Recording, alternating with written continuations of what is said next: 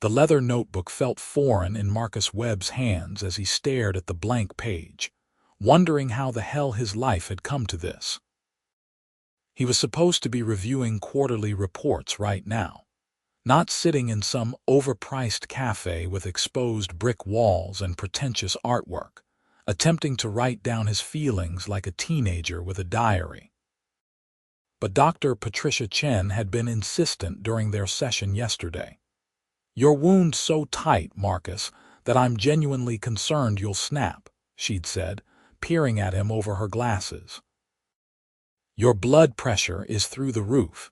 You haven't slept properly in months, and you're running one of the largest commercial real estate firms in the country into the ground because you can't process a single emotion without turning it into a business strategy." That had stung, mostly because it was true. Webb Properties had been his father's legacy, and Marcus had spent the last 8 years transforming it from a regional player into a national powerhouse. At 32, he was one of the youngest CEOs in the industry, overseeing a portfolio worth over $2 billion. The cost of that success sat heavy in his chest, a constant pressure that he'd learned to ignore until his assistant found him having a panic attack in his office 3 weeks ago. Hence the therapist. Hence the journal. Hence this ridiculous exercise in vulnerability that made him want to crawl out of his skin. Marcus clicked his pen and forced himself to write something, anything. The cafe hummed with ambient noise around him. The hiss of the espresso machine, low conversations, the clink of cups against saucers. He'd chosen a table near the back corner, away from the main flow of traffic, but still with a decent view of the street outside. It was almost 3 in the afternoon on a Wednesday, that strange pocket of time when the lunch rush had ended, and the remote workers claimed their territory. "I don't know what I'm supposed to say here," he wrote, his handwriting cramped and angular. "This feels pointless. I have actual work to do, actual problems to solve. Writing about my feelings isn't going to close the Houston deal or fix the disaster in Atlanta." He paused, jaw clenched. Dr. Chen had specifically said not to write about work. "Write about you, Marcus, the person underneath the title. When was the last time you did something just because you wanted to? When was the last time you felt genuinely happy?" Those questions had rattled around his brain for the last 24 hours, unanswered and unsettling. Marcus took a sip of his black coffee, grimacing at the temperature. It had gone lukewarm while he'd been staring at the page like it might bite him. "Fine," he wrote. "Happy. When was I last happy? Real happiness, not just satisfaction at landing a deal or beating projections. Maybe when Dad was still alive. Before the cancer, when we'd go to Mets games and he'd actually relax for a few hours. We'd eat terrible hot dogs and argue about the lineup, and he'd tell stories about the early days of the company. He started with nothing, just a dream and a willingness to work 18-hour days." Marcus's hand moved faster now, the words coming easier. "I miss him. God, I miss him every single day.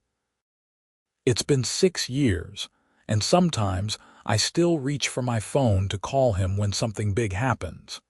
He would have loved the Chicago project. He always said that building wasn't just about steel and concrete. It was about creating spaces where people could build their lives. I've forgotten that somewhere along the way. Now it's just numbers and projections and beating the competition." At the table next to him, someone dropped a book with a loud thud. Marcus glanced over, momentarily pulled from his thoughts. A woman sat there, maybe late 20s, with dark curly hair pulled into a messy bun and glasses perched on her nose. She'd knocked over a stack of paperbacks while reaching for her coffee, and now she was gathering them up with a muttered apology to no one in particular. She caught him looking and offered a sheepish smile. "Sorry, I'm a disaster today." "No problem," Marcus said, already turning back to his journal. He didn't want conversation. He didn't want distraction. He just wanted to finish this exercise so he could tell Dr. Chen he'd tried and it hadn't worked. But the woman's presence had broken his concentration. He stared at his last sentence, trying to recapture the thread of thought. Instead, he found himself aware of her movements, the rustle of pages, the quiet sigh she made as she settled back into her seat. Their tables were close, separated by maybe 2 feet, positioned at angles that meant they were facing slightly away from each other, but still well within each other's peripheral vision. Marcus forced his attention back to the page. "I don't know who I am anymore outside of work. Dr. Chen asked me about hobbies and I couldn't name a single one. I used to play basketball. I used to read fiction. I used to cook elaborate meals just for the challenge of it. Now I eat takeout at my desk, and the only books I read are about market trends and leadership strategies." His phone buzzed in his pocket. Marcus felt the Pavlovian urge to check it, to see what crisis needed his immediate attention. "Doctor." Chen's voice echoed in his head, reminding him that part of this exercise was disconnecting, being present, allowing himself to exist in a moment without being constantly available to everyone who needed something from him. He left the phone in his pocket and kept writing. Maybe that's why Rachel left. Not the main reason, but part of it. She said I was married to my work, that there was no room for her in my life. I told her she knew what she was getting into, that building something great requires sacrifice. But the truth is, I don't think I ever really loved her. I liked her. I enjoyed her company. She looked perfect at company events. But love, real, deep, can't live without you love, I don't think I've ever felt that. I'm not sure I'm capable of it. That admission sat heavy on the page. Marcus stared at the words, something uncomfortable twisting in his gut.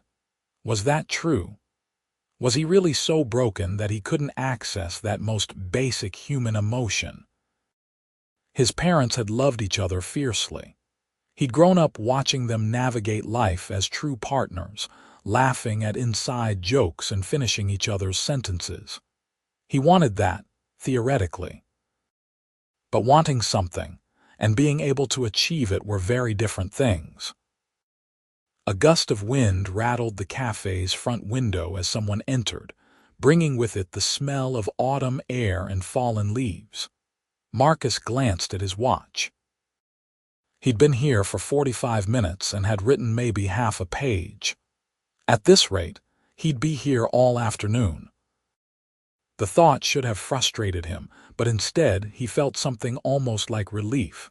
No one knew where he was. His assistant thought he had an off-site meeting. His phone was silenced.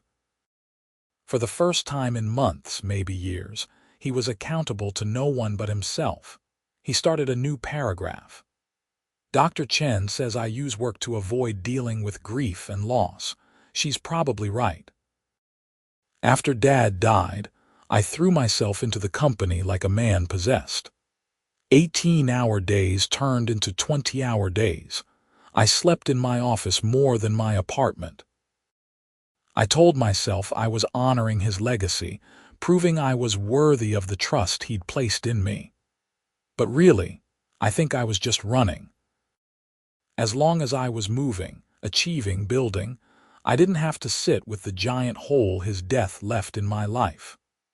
The woman at the next table shifted, and Marcus heard the scratch of pen on paper. She was writing too, he realized. Or maybe drawing. He couldn't see without being obvious about looking.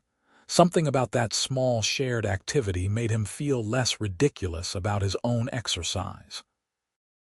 "I'm tired," Marcus wrote, the words coming from somewhere deep and honest. "Not just physically, though God knows I'm that too.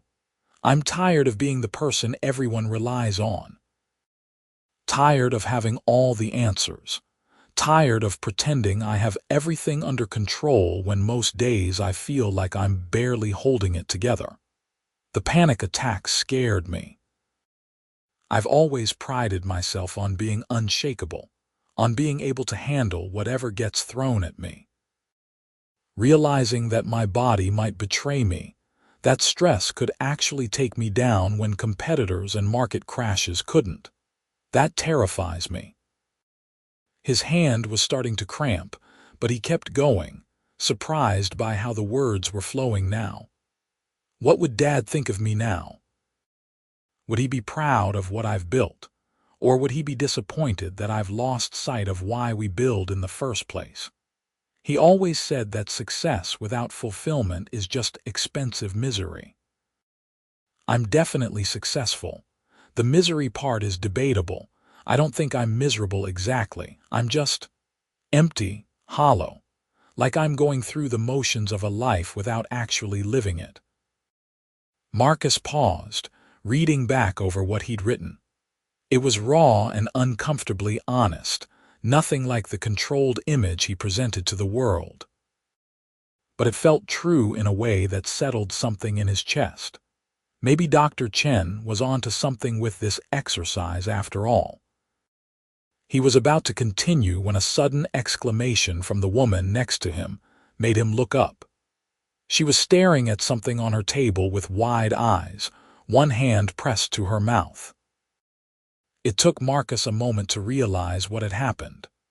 While reaching for her coffee again, she'd knocked it over, and the lid hadn't been properly secured.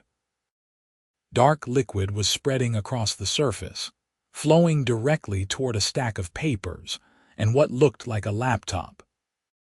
She lunged forward, grabbing the laptop and jerking it to safety, but the papers weren't as lucky. Coffee soaked into them as she frantically tried to blot the spill with napkins, making small distressed sounds. Without thinking, Marcus grabbed his own pile of napkins and reached over, helping to create a barrier before the coffee could spread further. "Here, push everything this way," he said, his natural take-charge instinct kicking in. Together they managed to contain the spill, though several of her papers were thoroughly ruined. The woman sat back with a groan, pushing her glasses up to rub her eyes. "Perfect. This is absolutely perfect. My day has been a complete disaster from start to finish, and this is just the cherry on top." "Are the papers important?" Marcus asked, already mentally calculating solutions. "If they're documents you need, there are services that can sometimes restore water-damaged paper. Or if they are work files, maybe you have digital backups." She let out a short, slightly hysterical laugh. "They're student essays, printed copies because I'm old-fashioned and I like to mark them up with a pen. And yes, I have digital versions, but now I'm behind on grading and I was already behind to begin with, and I'm supposed to have these back to my class by Friday." "You're a teacher," Marcus said. It wasn't a question, just a statement of fact as pieces clicked together. "Professor, technically. English literature at Columbia, though right now I feel more like a professional disaster magnet." She started gathering the coffee-soaked papers, making a face at the brown stains. "I'm sorry for disrupting your afternoon. You're probably trying to work and here I am creating chaos." "You're not disrupting anything," Marcus said, and was surprised to find he meant it. "I was just writing." Her eyes flickered to his journal, still open on his table, and something changed in her expression. Marcus followed her gaze and felt his stomach drop. In the commotion, the wind from the door opening had flipped several pages of his journal. And more than that, when he'd leaned over to help with the spill, he'd set the journal down at an angle that meant it was partially facing her table. She'd had a clear view of his writing. The question was, how much had she seen? Marcus closed the journal carefully, his jaw tight. The woman's cheeks had flushed pink, and she was very deliberately not looking at him anymore. That answered that question. "I should go," she said quickly, gathering her things with jerky movements. "I need to find somewhere to dry these out and figure out my grading situation, and I've already taken up enough of your space." "Wait," Marcus said, the word coming out before he could think better of it. "You don't have to leave. I'm not upset." She finally looked at him, really looked at him, and he saw kindness in her eyes along with the embarrassment. "I really wasn't trying to read your journal, I swear. It was just there, and my eyes caught a few lines before I realized what it was. That was completely invasive, and I'm genuinely sorry." Marcus believed her. He could see the sincerity written across her face. But more than that, he found that he didn't feel the violation he should have felt at having his private thoughts accidentally exposed. Instead, he felt curious.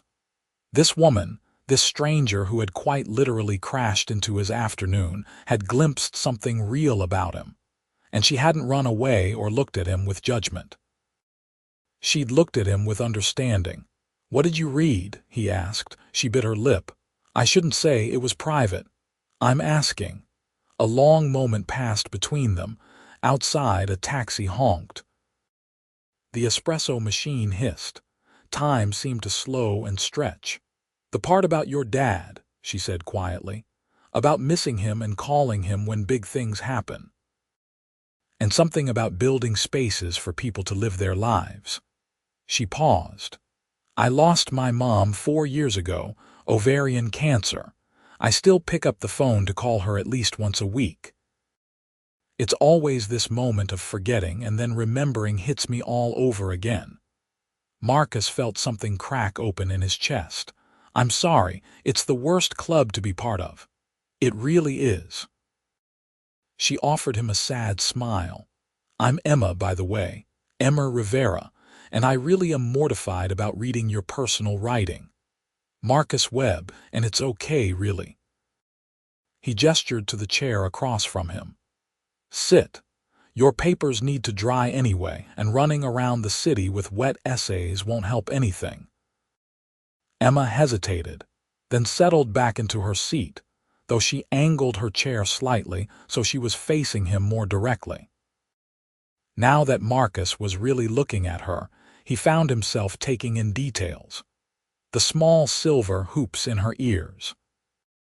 The faint coffee stain on the sleeve of her cardigan that suggested today wasn't her first battle with spilled drinks.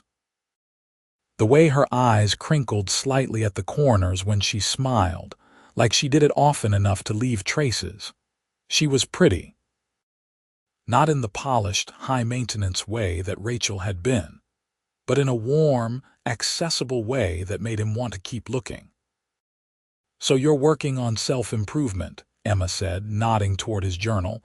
"That takes courage, or desperation. My therapist basically strong-armed me into it.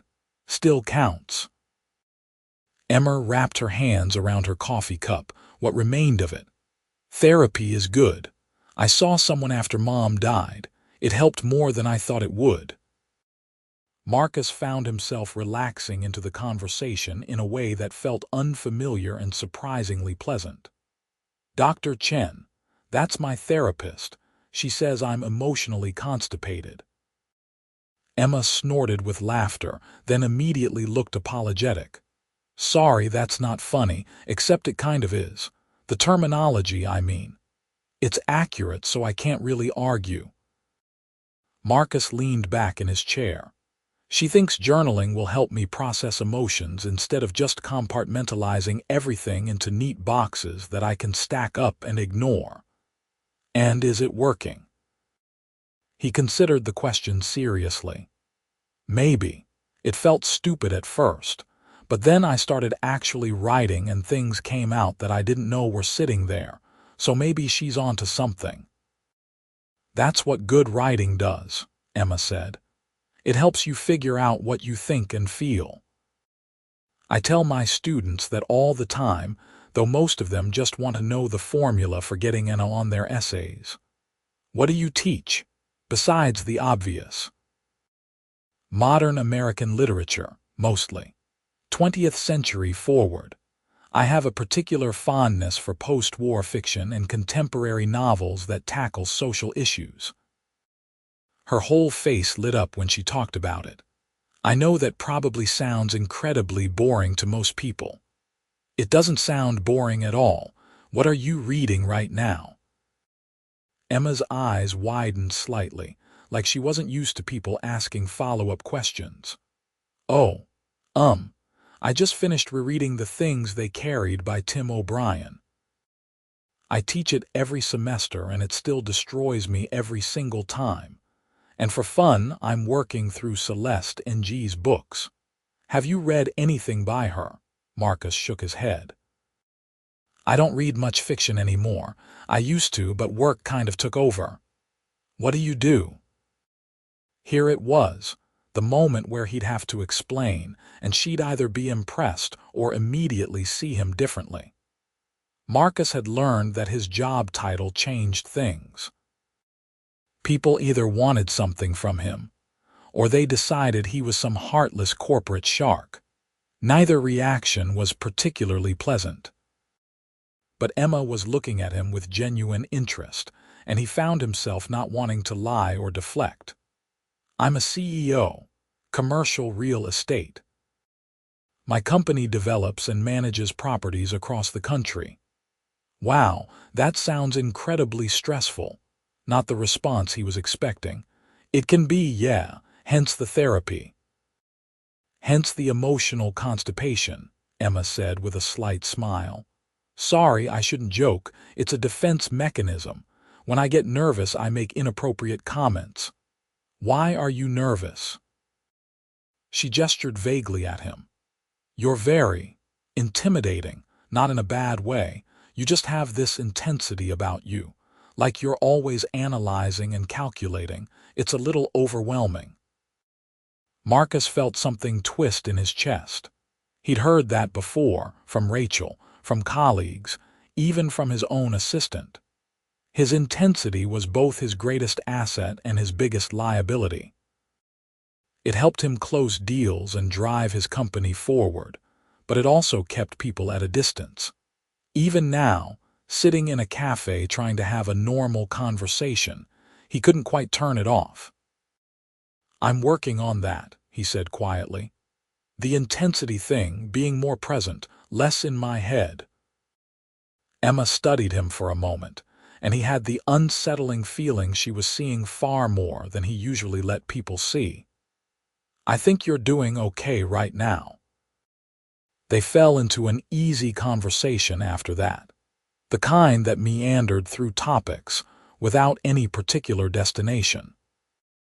Emma told him about her disaster of a morning, a broken subway train, a spilled breakfast, a student email that had been unintentionally rude and sent her into a spiral of self-doubt about her teaching abilities. Marcus found himself sharing details about the Houston deal that was giving him headaches, though he kept it general enough that he wasn't violating any confidential information. What struck him most was how easy it was to talk to her. Emma listened with genuine attention, asked thoughtful questions, and didn't seem to have any agenda beyond simple conversation. When she laughed at something he said, it was unguarded and real. When she challenged him on a point about work-life balance, she was direct without being preaky. An hour passed, then another. The afternoon light shifted, casting long shadows across the cafe floor. Marcus's coffee had long since gone cold, but he didn't care. He was entirely engaged in this moment, this conversation. This woman who had quite literally tumbled into his carefully controlled life with a stack of coffee-stained papers and a warm smile. I should really let you go, Emma said eventually, glancing at her phone. It's almost 5 and I'm sure you have important CEO things to do. Marcus checked his own phone and was startled to see she was right. He'd been sitting here for over 3 hours, longer than he'd spent anywhere that wasn't his office or his apartment in months. His phone showed 17 missed calls and 43 unread emails. Any other day, that would have sent him into immediate crisis mode. Today, he felt only mild interest. "I should go," he agreed, though he made no move to gather his things. "But I don't want to." Emma's cheeks flushed pink again, and she ducked her head. "That's very smooth for someone who claims to be emotionally constipated. Maybe you're a good influence. Or maybe journaling is working faster than expected." Marcus smiled, a real genuine smile that felt unfamiliar on his face. "Can I see you again? Not here, I mean. Somewhere intentional." Emma worried her lower lip between her teeth, and Marcus held his breath without meaning to.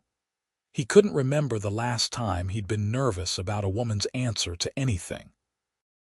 He'd been with Rachel for 2 years and couldn't recall ever feeling this particular flutter of anticipation. "Yes," Emma said finally. "I'd like that. Fair warning, though, I'm a bit of a mess.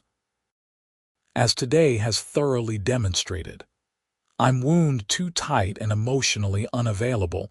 We can be disasters together." She laughed at that, pulling out her phone. "Okay then, give me your number." They exchanged contact information, and Marcus found himself looking at her name in his phone with something dangerously close to excitement. He stood, gathering his journal and his cold coffee. Emma did the same, carefully stacking her papers, dry now but permanently stained. "Thank you," Marcus said as they stood near the cafe door. "For today.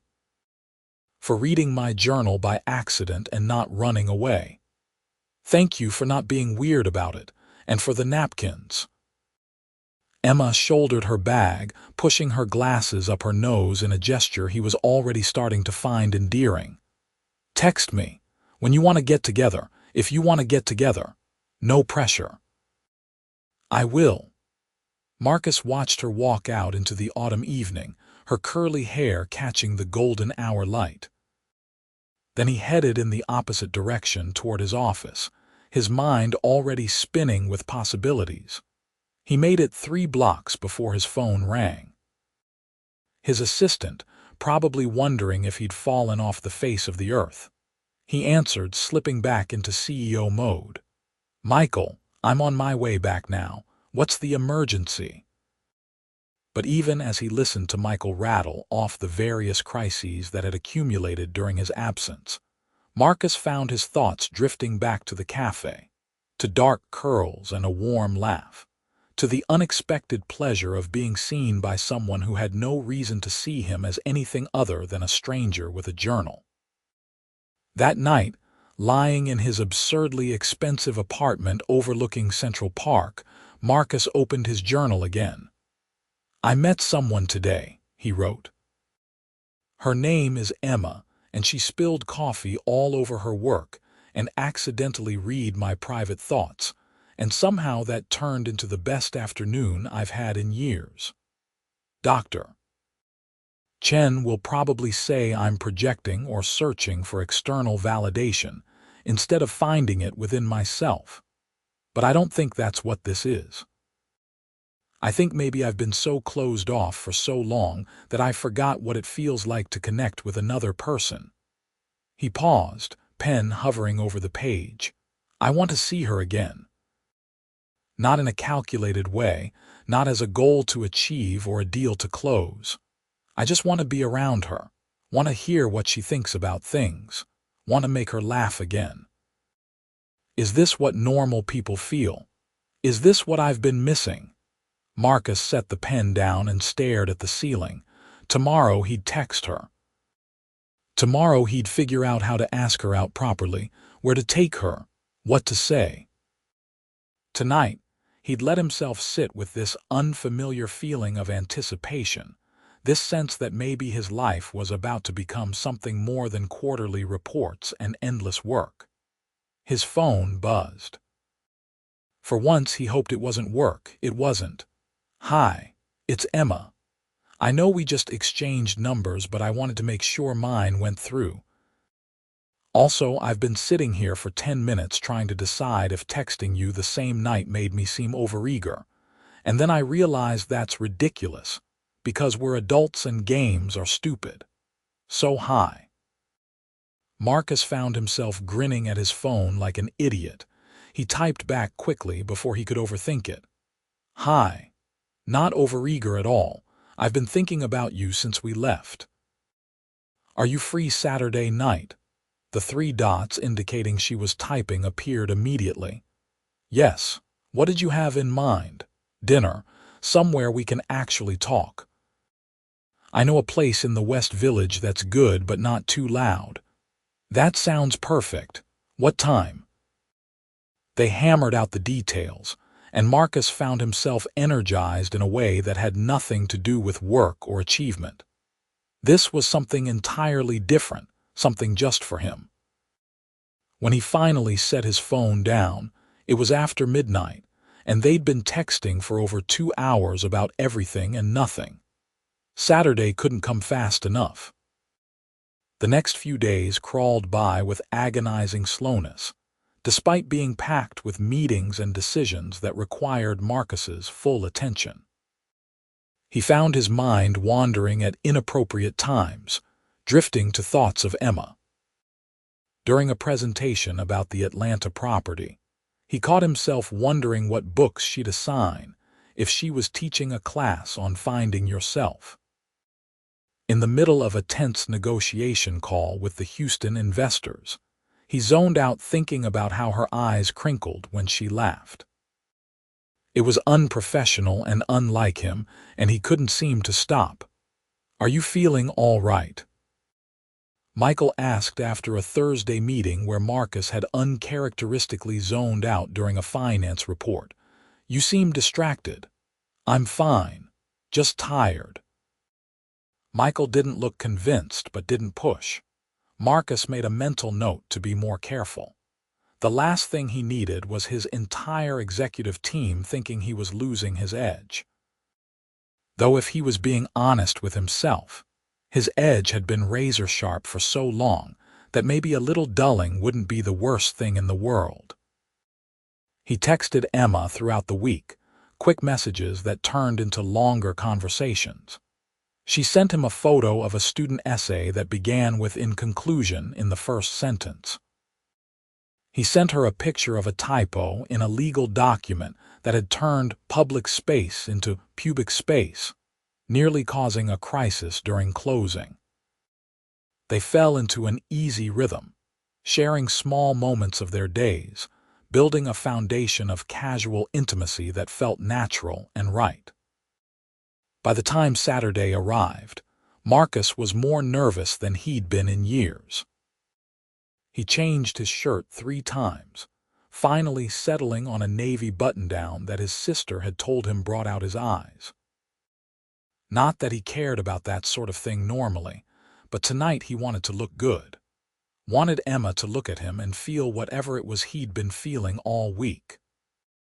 He arrived at the restaurant 10 minutes early and immediately felt ridiculous for it. Too eager, too obvious. But the host showed him to a quiet table near the back, and he ordered a scotch to settle his nerves, and reminded himself that he ran a $2 billion company, and there was no reason to be intimidated by a dinner date. Except he was, because this mattered in a way business never quite did. Emma arrived right on time, and Marcus stood automatically as the host led her over. She'd left her hair down, and it tumbled past her shoulders in dark waves. She wore a simple green dress that hugged her curves, and heels that brought her almost to his height. But it was her smile that hit him hardest, warm and slightly nervous and entirely genuine. "Hi," she said, and there was something breathless in her voice that settled his own nerves. "Hi. You look beautiful. You clean up pretty well yourself, very distinguished CEO." They sat, and for a moment there was awkwardness as they navigated menus and drink orders and all the small rituals of a first date. But then, Emma made a comment about the pretentious descriptions on the menu, and Marcus laughed, and the tension broke like a wave. Dinner became a continuation of their cafe conversation, flowing and easy. Emma told him about her research into post-war American literature, and her theory about how trauma shapes narrative structure. Marcus found himself fascinated by the way her hands moved when she talked, expressive and graceful. He shared stories about his father, the early days of Webb properties, the weight of legacy and expectation. "You like it?" Emma asked at one point, her wine glass paused halfway to her lips. "The company, the work, all of it. Do you actually enjoy it?" No one ever asked him that. They asked if it was successful, if it was growing, if he was worried about competition. But no one asked if he liked it. "I don't know," Marcus admitted. "I used to, or maybe I never did and I just liked the idea of it. My dad loved building things, loved the entire process from concept to completion. He'd walk through construction sites with this grin on his face, talking about how we were shaping the city's future. I don't feel that way. I feel the pressure and the responsibility and the constant need to prove myself. But joy, satisfaction beyond winning, I'm not sure I feel that anymore." Emma reached across the table, her fingers brushing his. The contact was brief, but it sent electricity up his arm. "That sounds exhausting." "It is. So why keep doing it?" "Because I don't know who I am if I'm not Marcus Webb, CEO of Webb Properties. My entire adult life has been defined by that role. If I'm not that, then what am I?" "A person," Emma said simply. "A human being with thoughts and feelings and interests beyond your job title. You're Marcus, who loves his father and struggles with loss and is trying to figure out how to be more than what everyone expects him to be." Something loosened in Marcus's chest. "When you say it like that, it sounds possible." "It is possible. It's just hard." She smiled at him over the rim of her wine glass. "But I think you're tougher than you give yourself credit for. Anyone who can survive building a billion-dollar company can probably survive figuring out who they are outside of work." "2 billion," Marcus corrected automatically, then winced. "Sorry." That was incredibly obnoxious. Emma laughed, the sound bright and unrestrained. "A little bit. But I'll forgive you because I can tell it was reflexive and you genuinely look embarrassed about it." They lingered over dessert, neither wanting the evening to end.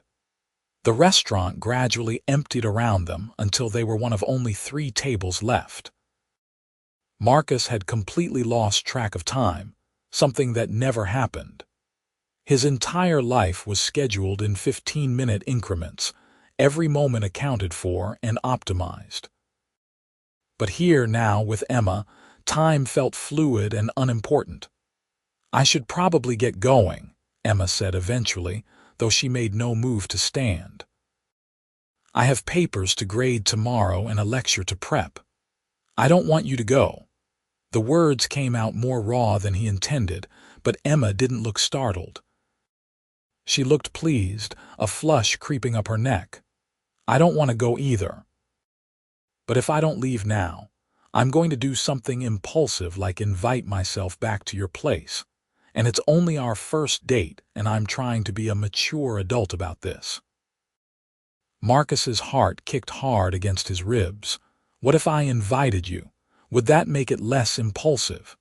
"That's a terrible idea. We barely know each other." "I know that you drink your coffee with too much sugar, and that you annotate books in pencil because pen feels too permanent. I know that you call your grandmother every Sunday, and that you're terrified of disappointing your students.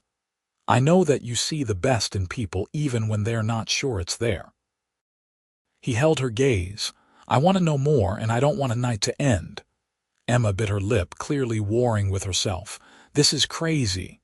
"Probably. I'm going to regret this in the morning." Maybe. Your place or mine.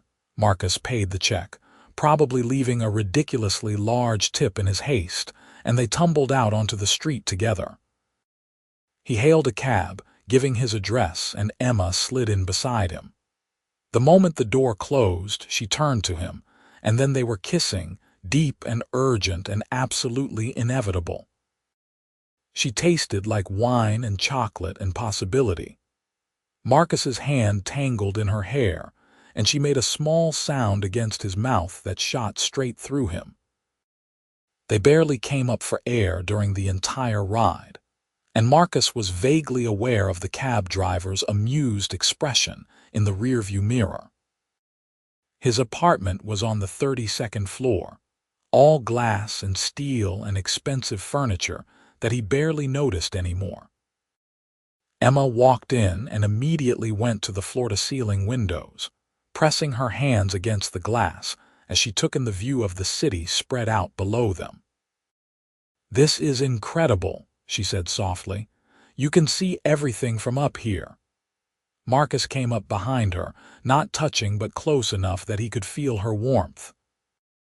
"Sometimes I stand here at night and watch the lights, and try to remember that every single one represents a person with their own life, their own struggles and joys. It helps with perspective." Emma turned to face him, tilting her head back to meet his eyes. "You're more thoughtful than you pretend to be. Only recently. You're a good influence. I've known you less than a week." "Doesn't matter. You make me want to be more than I have been." He cupped her face, thumbs brushing her cheekbones. "Is this crazy? This feeling like I've been waiting for you without knowing I was waiting. Completely insane," Emma whispered. "But I feel it too." They kissed again, slower this time but no less intense. Marcus felt like he was falling and flying simultaneously, unmoored from everything familiar. Emma's hand slid under his shirt, warm against his skin, and he groaned against her mouth. They stumbled toward his bedroom, leaving a trail of clothes, all pretense of taking things slow abandoned in the face of overwhelming need. That night, Marcus learned the geography of Emma's body, the sounds she made when he touched her in certain ways, the way she said his name like a prayer. She was generous and unself-conscious and absolutely present in every moment, drawing him out of his head and into pure sensation. When they finally collapsed together, breathless and tangled in his sheets, Marcus felt more alive than he had in years. "So that happened," Emma said eventually, her head on his chest, fingers tracing idle patterns on his skin. "No regrets. Ask me in the morning." She propped herself up on one elbow, looking down at him. "Actually, no regrets now either. That was amazing. You're amazing. I'm just trying to figure out what happens next. Next I hold you while we fall asleep, and then in the morning I make you breakfast and we figure out the rest as we go. You cook. I used to. I've gotten rusty, but I think I can manage pancakes without burning down the kitchen." Emma smiled, settling back against him. "I'm holding you to that. I take my pancakes very seriously." Marcus wrapped his arms around her, breathing in the scent of her hair. Outside, the city glittered in the darkness. Inside, something had shifted fundamentally in his carefully ordered world. He should probably be panicking, analyzing, calculating risks and potential outcomes. Instead, he just felt content. They fell asleep like that, and Marcus didn't have a single nightmare about work or failure or his father's disappointed ghost. He just slept, deeply and peacefully, with Emma's warmth anchored against him. Morning came with golden light streaming through the windows. Marcus woke first, disoriented for a moment by the unfamiliar weight of another person in his bed. Then memory flooded back and he smiled, actually smiled at the sight of Emma sprawled across his sheets, her dark hair a wild tangle. She stirred as he watched, blinking awake slowly. Morning. Tell me you're not a morning person who's been up for hours already. I usually am. Today I'm making an exception. Good, come back here. Marcus did, and it was another hour before they finally made it to the kitchen. He did make pancakes, and Emma sat on his counter in one of his shirts, laughing at his concentrated expression as he tried to flip them without disaster. They ate at his dining room table that he'd never actually used for dining, and talked about everything and nothing, building this fragile new thing between them with words and glances and easy touches. I should go home, Emma said eventually, though she looked as reluctant as he felt. Change clothes, get some work done, be a responsible adult. When can I see you again? Eager, she teased, but her eyes were soft. Tomorrow, I have a faculty meeting until 6, but after that I'm free. Tomorrow, my place or yours, mine this time. Fair warning, it's nowhere near this fancy. She gestured at his apartment. More books than furniture, and my cat is judgmental. You have a cat, Mr. Darcy. He's orange and thinks he runs the world. Marcus found himself charmed by this detail, adding it to the growing collection of Emma facts he was accumulating. I'll bring dinner. They kissed goodbye at his door, and Marcus had to physically restrain himself from asking her to stay longer. This was dangerous territory, this need he felt to be near her. He barely knew her, despite the intimacy they'd shared. But something about Emma made him want to tear down every wall he'd built, expose every vulnerable part of himself, and trust that she wouldn't use it against him. That trust was terrifying and exhilarating in equal measure. The next few weeks fell into a pattern. Marcus would work his impossibly long days, handling crises and making decisions that affected thousands of people and millions of dollars. Then he'd escape to Emma's world, to her cluttered apartment filled with books and the judgmental orange cat, to her sharp mind and warm laughter, to the feeling of being seen and accepted for who he actually was rather than what he represented. They went to a poetry reading in Brooklyn, where Marcus understood maybe 10% of what was said, but loved watching Emma's face light up. They cooked dinner together in her tiny kitchen, constantly getting in each other's way and not caring. They spent an entire Sunday in bed, reading and talking and making love with increasing familiarity and confidence. Marcus told her things he'd never told anyone. About the pressure of living up to his father's legacy. About his fear that he'd sacrificed his humanity for success. About the panic attack that had forced him into therapy. Emma listened without judgment, asking questions that made him think, offering insights that helped him see things differently. She told him about her mother's death, the brutal final months of cancer treatment, the hole it had left in her family. About her own struggles with imposter syndrome in academia, constantly feeling like she wasn't smart enough or accomplished enough. About her father who had retreated into himself after his wife's death and her efforts to draw him back out. They learned each other's rhythms and quirks. Marcus discovered that Emma was absolutely useless before her first cup of coffee, that she sang off-key in the shower, that she cried at almost every movie regardless of genre. Emma learned that Marcus couldn't stand inefficiency, that he had a secret love for terrible action films, that he was actually incredibly tender when he let his guard down. I'm falling for you, Marcus said one night, the words tumbling out before he could stop them. They were on Emma's couch, her feet in his lap, Mr. Darcy glaring at him from the armchair. I know it's fast and probably crazy, but I can't keep pretending this is casual for me. It's not. You're not. Emma set down her book, her expression serious. I'm falling for you too, it scares me. This kind of intensity, this feeling like I need you to breathe properly. I've never felt this way about anyone. Is that a bad thing? I don't know, it's just a lot. She pulled her feet away, tucking them under herself. You have this whole life, Marcus. This massive company and these huge responsibilities. I'm an adjunct professor who can barely pay her rent. We're from completely different worlds. I don't care about that. You say that now, but what about when the novelty wears off? When you remember that I'm just a regular person, and you're a billionaire who could have anyone. Marcus felt his jaw tighten. This conversation had been inevitable, he supposed. The money thing hung between them, unspoken but always present. His net worth was public information. Webb Properties' success was regularly featured in business publications. Emma would have to be willfully ignorant not to know the scale of the gap between their financial situations. First, I'm not a billionaire.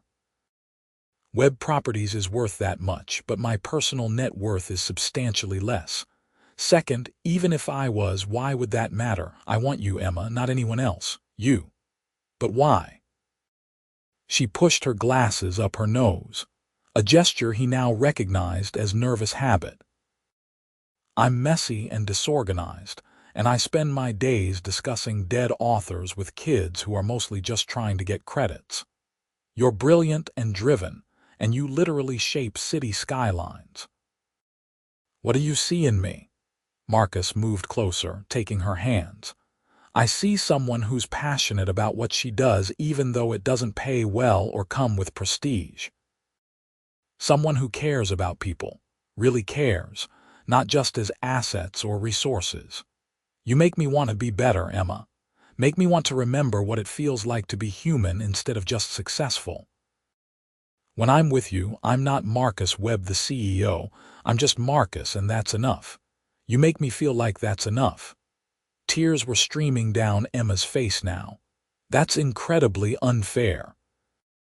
How am I supposed to keep my walls up when you say things like that? Don't keep your walls up. Let me in. I'm already all the way in with you. I'm completely gone over you, and it's terrifying, but I don't want to go back to before I knew you existed. Emma launched herself at him, and they were kissing again, desperate and emotional. I love you, she whispered against his mouth. I know it's too soon and we're being crazy, but I love you. I love you too, so damn much. They made love on her couch, emotional and intense, both of them crying and laughing and clinging to each other. Afterward, wrapped in a blanket with Mr. Darcy finally accepting Marcus's presence enough to sit on his lap, Emma asked the question that had probably been weighing on her. What does this mean for us going forward? Marcus didn't have to think about his answer. It means I want you in my life permanently. I want to come home to you instead of an empty apartment. I want to build something with you that has nothing to do with real estate or profit margins. I want everything with you. That's a lot of want. I'm an ambitious person. You knew that getting into this. Emma laughed, but her eyes were serious. I need to keep my job, my life. I can't just become Marcus Webb's girlfriend, give up my identity to be an accessory to yours. I would never ask you to. Your work matters, Emma. Those kids need professors like you who actually give a damn about teaching them, not just padding their research credentials. I want to support your career, not replace it. Okay, good. That's good. She took a shaky breath. So we're really doing this relationship thing. We're really doing this. Even though I'm probably going to drive you crazy with my disorganization, and my tendency to leave books everywhere and my complete inability to be on time to anything. Even though. And you're going to have to deal with my workaholic tendencies and my emotional constipation, and the fact that people are going to judge you for being with me. Emma frowned. Why would people judge me? Because there will always be people who assume you're with me for money, who think you're a gold digger or social climber. It's happened before with Rachel, the constant speculation about whether she was with me for the right reasons. Well, those people can shove their speculation. I fell in love with a guy in a cafe with a journal, not a bank account.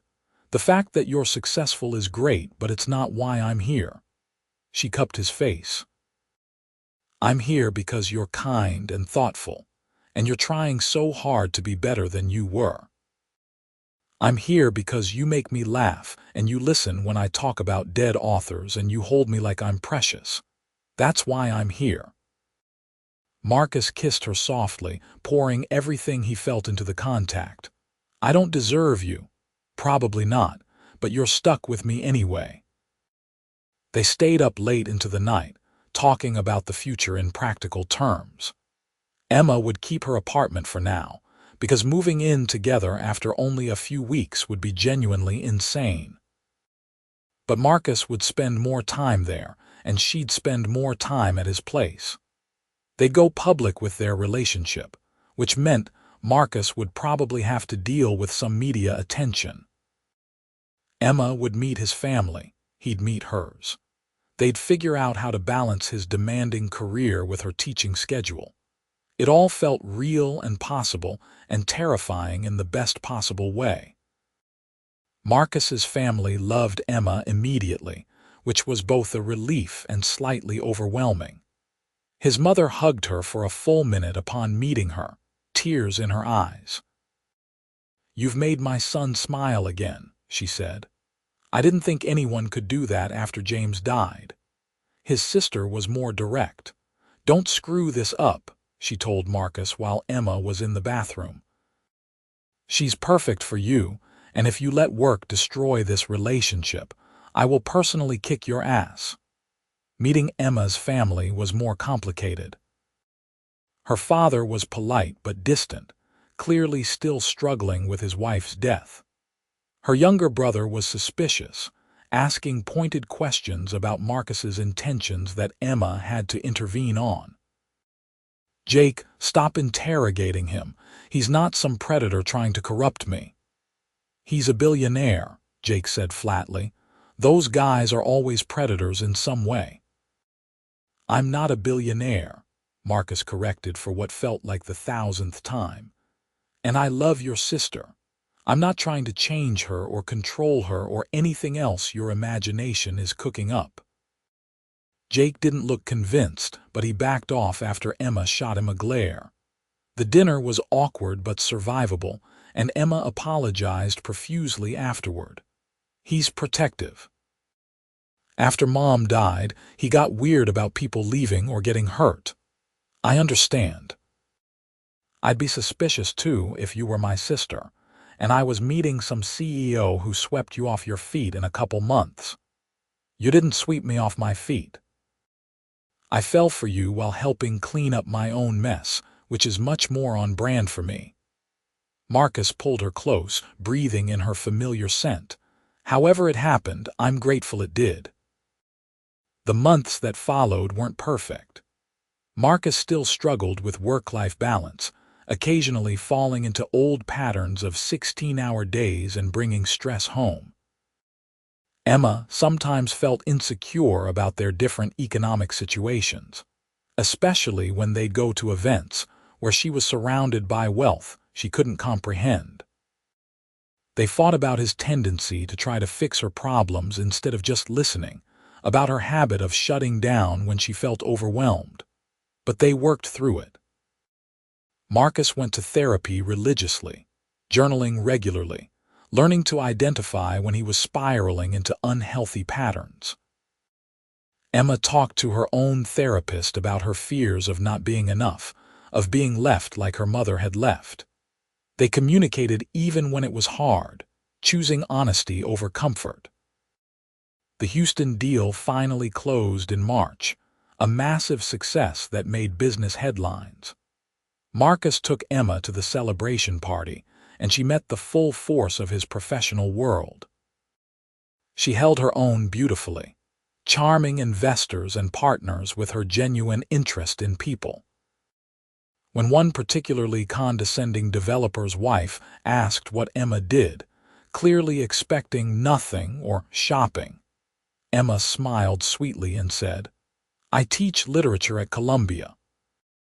I'm helping shape the minds of the next generation, including possibly your children someday." Marcus fell even deeper in love with her that night. In April, they took their first real vacation together. A week in Maine where they rented a cottage on the coast and did absolutely nothing productive.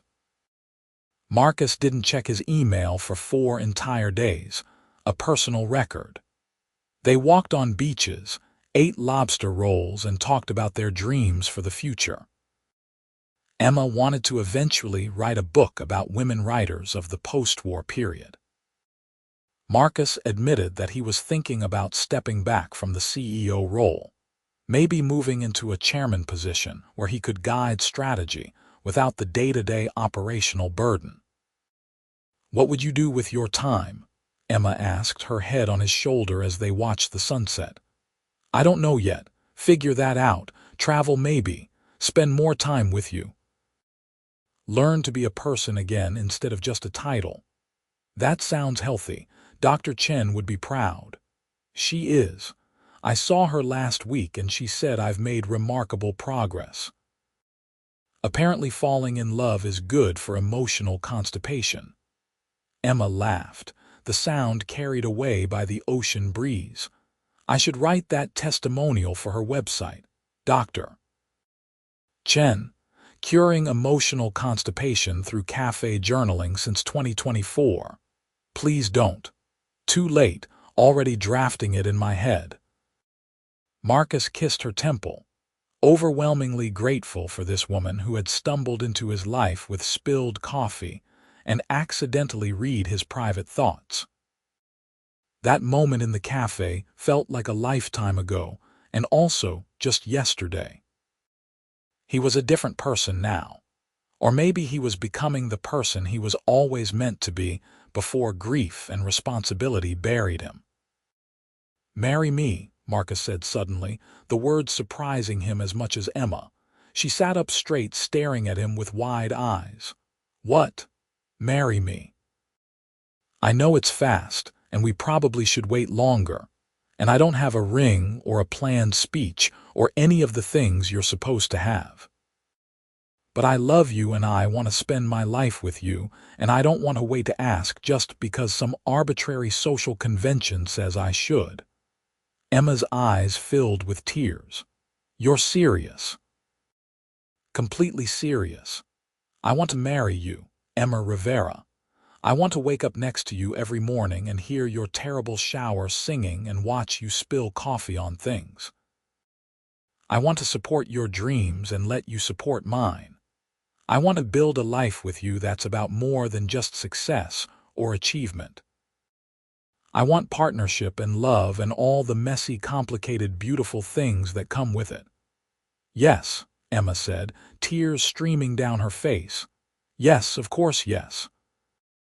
I love you so much it scares me, and yes, I'll marry you." They kissed as the sun dipped below the horizon, the sky painted in brilliant oranges and pinks. Marcus felt like his chest might burst from the size of what he was feeling. Joy, pure and uncomplicated. Hope for a future that wasn't just about work. Gratitude for the series of accidents that had led them here. "We should probably tell people," Emma said eventually, laughing through her tears. "Our families are going to think we're insane." "They already think that. This won't be news." "Fair point." They spent the rest of the vacation in a bubble of happiness, making plans and dreaming dreams. When they returned to New York, Marcus did buy a ring, working with a jeweler to create something unique. An emerald surrounded by small diamonds, because Emma had been wearing green that first night, and the color always made him think of her. He proposed again, properly this time in the cafe where they'd met. Emma had spilled coffee on her papers. Marcus had been trying to journal his feelings, and their lives had collided in the most perfect accident. The owner, who by now knew them as regulars, had tears in her eyes when Emma said yes for the second time. They got married 6 months later in a small ceremony in Central Park, just family and close friends. Emma wore a simple white dress and flowers in her hair. Marcus wore a navy suit and couldn't stop smiling. His mother cried through the entire ceremony. Emma's father cracked his first genuine smile since his wife's death. Jake grudgingly admitted that maybe Marcus was okay after all. Dr. Chen came as a guest, and Marcus hugged her afterward. "Thank you. For the therapy, for the journaling exercise, for not letting me give up on myself. You did the work, Marcus. I just pointed you in the right direction. I'm proud of you." Emma pulled Dr. Chen aside later. "Thank you for telling him to journal at that cafe. If you hadn't, we never would have met. Actually, I told him to journal anywhere that felt comfortable. The cafe was his choice." Dr. Chen smiled. "But I'm very glad he chose that particular place on that particular day." Marcus and Emma honeymooned in Italy, 2 weeks of art and food and making love in beautiful hotels. They came back rested and happy, ready to navigate married life.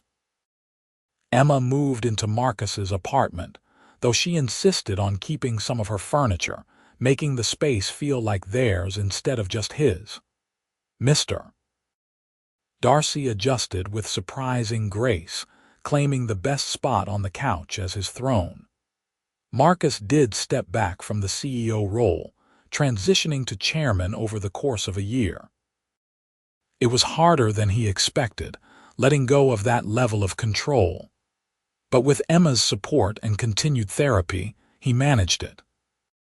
He found that he liked having time to think strategically, without being buried in operational details. He joined some nonprofit boards, focusing on affordable housing development, bringing his expertise to causes that actually helped people. Emma got a tenure-track position at Columbia, a huge professional win. Marcus threw her a celebration party and bragged about her accomplishments to anyone who would listen. She finished her book proposal and landed an agent. Life was full and busy and good in ways Marcus hadn't imagined possible. They were drinking coffee one Saturday morning, Emma grading papers while Marcus read the news, when she suddenly looked up at him with a strange expression. "I'm pregnant." Marcus's coffee cup stopped halfway to his mouth. "You're what? Pregnant? I took 3 tests this morning, all positive." She looked terrified and excited in equal measure. "I know we haven't really talked about kids yet, and this is probably sooner than we planned, but I'm pregnant." Marcus set down his cup carefully, his mind reeling. A baby. They were going to have a baby. He'd always assumed he'd want kids someday, but it had been an abstract concept, something for the distant future. Now it was real and immediate, and he was going to be a father. "Marcus, say something. You're freaking me out with the silence." He found his voice. "How do you feel about it? Scared? Excited? Overwhelmed? All of it at once?" She twisted her hands together. "I know I'm only 2 years into my new position, and this could affect my tenure track, and there's never a perfect time, but I want this. I want our baby. Do you?" Marcus moved to her side of the table, kneeling beside her chair. "Yes, God, yes. I'm terrified because I don't know how to be a father, and I'm worried I'll screw it up somehow. But yes, I want this. I want to build a family with you."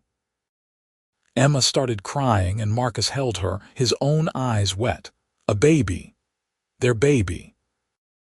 The future was spreading out before them, full of possibilities he'd never let himself imagine when he was drowning in work and grief.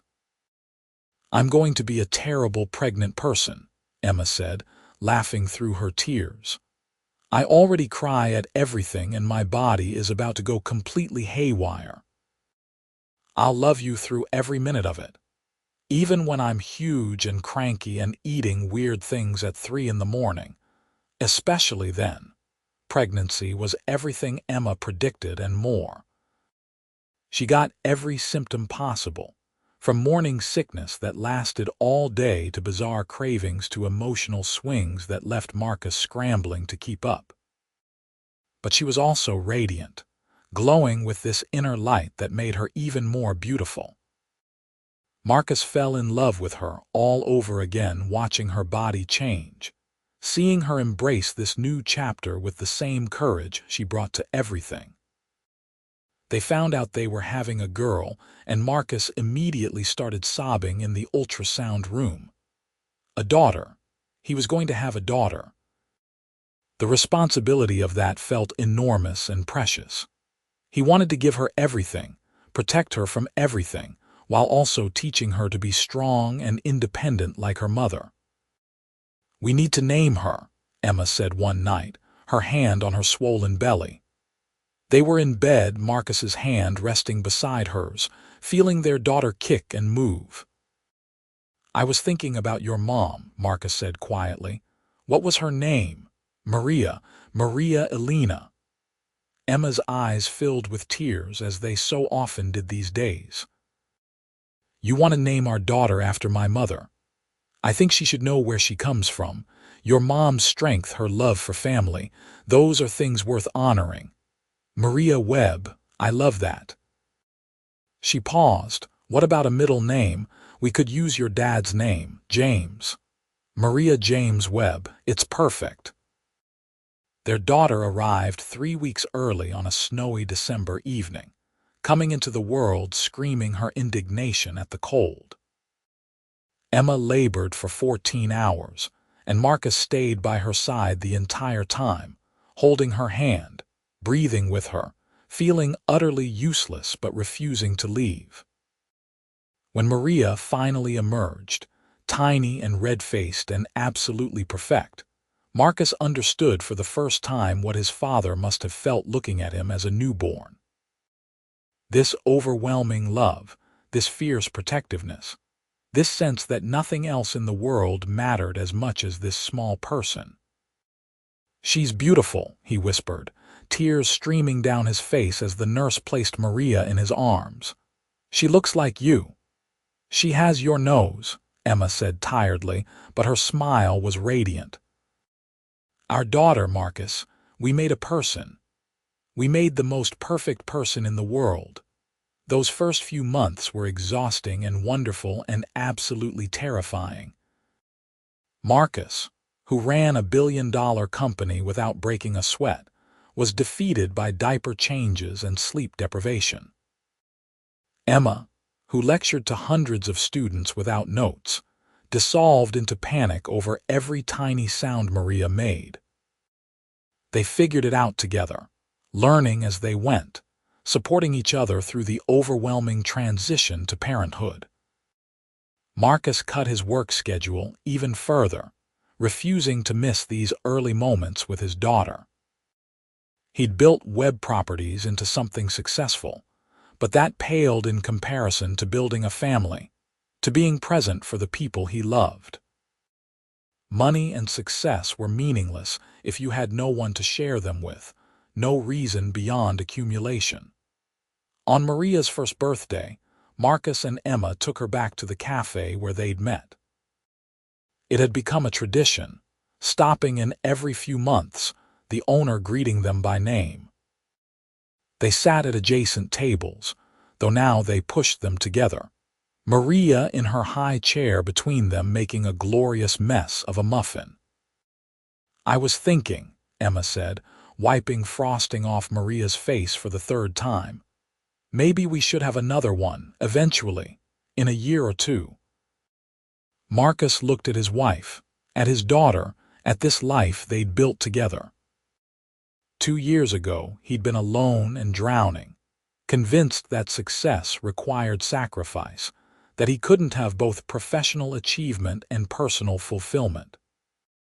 Emma had shown him that was a false choice, that he could have everything if he was willing to open himself up to it. I'd love that. As many kids as you want. Let's start with 2 and see how we survive. Deal. Maria smashed her hand into the muffin and giggled, delighted with the destruction. Marcus caught Emma's eye and they both laughed, the sound filling the cafe with joy. This was happiness, Marcus realized, not the rush of closing a deal or the satisfaction of beating projections. This simple moment, frosting and laughter and love. This was what his father had meant about success without fulfillment being expensive misery. He had everything now. The work he loved without letting it consume him. The family he'd never quite let himself dream of having. The partner who saw him completely and loved him anyway. And it had all started here in this cafe, when a woman spilled coffee and accidentally read his private thoughts and didn't run away from what she saw. That night, after Maria was asleep and Emma was curled against him, Marcus pulled out his journal. He still wrote in it regularly, though the entries were different now. Less anguished soul-searching, more gratitude and reflection. Today Maria turned 1, he wrote. We went back to the cafe where Emma and I met. I thought about who I was 2 years ago, that man sitting alone trying to force himself to feel something, anything. He seems like a stranger now. I'm not saying I've got everything figured out. I still struggle with work-life balance sometimes. I still have moments where I slip into old patterns, but I'm happy. Genuinely, deeply happy. I have a wife I adore and a daughter who owns my heart and work that fulfills me without defining me. I have friends and family and a life that extends beyond business meetings and profit margins. He paused, then added, Thank you, Dr. Chen, for forcing me to journal in that cafe. Thank you, universe, for that spilled coffee. Thank you, Emma, for reading my words and seeing something worth loving. This life, this beautiful, messy, complicated life, is everything I never knew I needed. Marcus closed the journal and set it on the nightstand. Emma stirred against him, mumbling something incoherent in her sleep. Maria's baby monitor showed her sleeping peacefully, one tiny fist curled beside her face. Outside, the city hummed with life, millions of people living their own stories. And Marcus Webb, former workaholic CEO, current chairman, husband, father, and human being who was finally learning to be present in his own life, felt nothing but gratitude for the accident that had changed everything. For the moment when 2 strangers had become everything to each other, building something real and lasting from spilled coffee and accidentally shared words. This was his life now, full and rich, and worth every moment of vulnerability it had required to achieve. And he wouldn't change a single thing about the journey that had brought him here, to this perfect, imperfect present, surrounded by love.